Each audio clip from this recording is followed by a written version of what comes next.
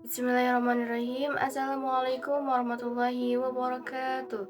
Alhamdulillahirabbil wa bihi nasta'inu ala umuri dunya waddin wa ala alihi wa sahbihi ajma'in amma ba'd. Alhamdulillahilladzi ja'ala al-qalam wal kitabah lil qira'ah wal qira'ah lil ma'rifah wal ma'rifah lil ibadah wal ibadah lillahi ta'ala. Yang saya hormati dosen pengampu mata kuliah Etika Islam Bapak Fikra Muhammad Najib MPD serta teman-teman yang saya banggakan. Halo teman-teman semua, izin memperkenalkan diri, nama saya Rizky Nabila dengan NPM 240621250027 dari Program Studi Pendidikan Agama Islam Fakultas Pendidikan Islam dan Keguruan Universitas Garut. Di sini saya akan membahas materi tentang etika komunikasi. Langsung saja ke pembahasan yang pertama, yaitu pengertian etika komunikasi. Secara bahasa, etika berasal dari kata Yunani ethos yang berarti kebiasaan atau nilai yang menjadi pedoman dalam bertingkah laku. Sedangkan komunikasi adalah proses penyampaian pesan dari seseorang kepada orang lain, baik secara lisan, tulisan, maupun melalui bahasa tubuh.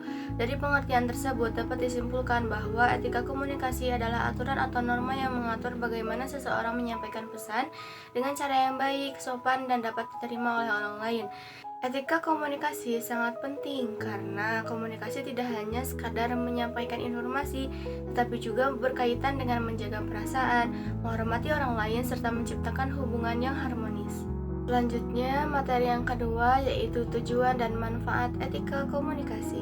Dalam kehidupan sehari-hari, tujuan dan manfaat etika komunikasi sangatlah besar. Pertama, untuk menciptakan komunikasi yang efektif sehingga pesan yang disampaikan dapat difahami dengan baik. Kedua, untuk menjaga hubungan sosial agar tetap harmonis. Yang ketiga, untuk menghindari konflik dan kesalahpahaman yang sering terjadi akibat cara penyampaian yang kurang tepat. Dan yang terakhir, untuk membangun kepercayaan, karena komunikasi yang jujur dan sopan akan membuat orang lain lebih percaya. Dalam menerapkan etika komunikasi, terdapat beberapa prinsip yang harus diperhatikan. Di antaranya adalah kejujuran. Kejujuran yaitu menyampaikan informasi sesuai fakta. Sopan santun yaitu menggunakan bahasa yang baik. Menghargai orang lain dengan tidak meremehkan pendapat. Tanggung jawab atas setiap ucapan yang disampaikan, serta empati, yaitu kemampuan memahami perasaan orang lain. Sebagaimana Allah berfirman dalam Quran Surat Al-Ahzab ayat 70 yang berbunyi, A'udzu billahi minasyaitonir rajim. Bismillahirrahmanirrahim. Ya ayyuhalladzina amanu taqullaha wa qulu qawlan syadida.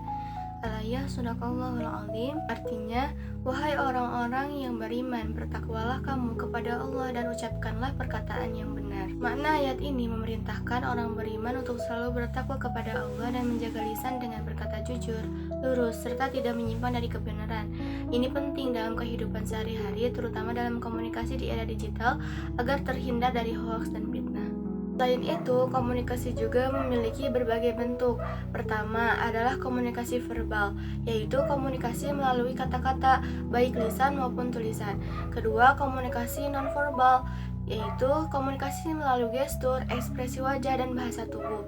Ketiga, komunikasi digital, yaitu komunikasi melalui media teknologi seperti media sosial dan aplikasi chat, yang saat ini sangat sering digunakan.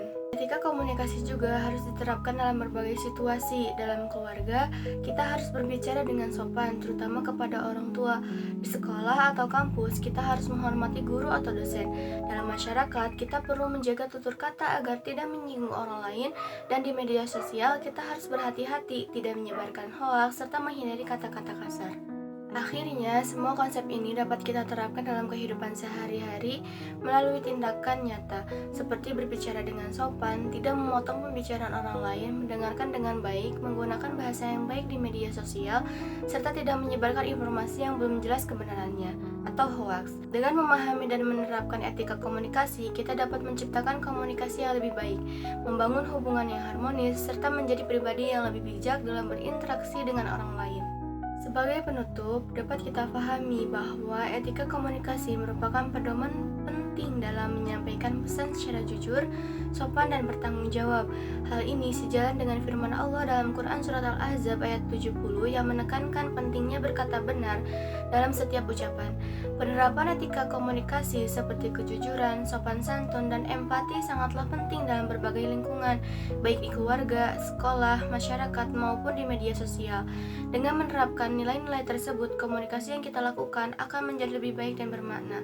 Selain itu, etika komunikasi juga berperan dalam menciptakan hubungan sosial yang harmonis, serta membuat komunikasi menjadi lebih efektif. Oleh karena itu, penting bagi kita untuk selalu menerapkan etika komunikasi dalam kehidupan sehari-hari agar terhindar dari konflik dan kesalahpahaman. Alhamdulillahirrahmanirrahim. Syukran katsiran. Sekian dari saya, mohon maaf bila ada kesalahan karena saya masih dalam tahap pembelajaran. Wallahu a'lam, ihdinas siratal mustaqim, wa akhiran unzur ma qala wa la tanzur man qala. Billahi fisabilillah. Wassalamualaikum warahmatullahi wabarakatuh.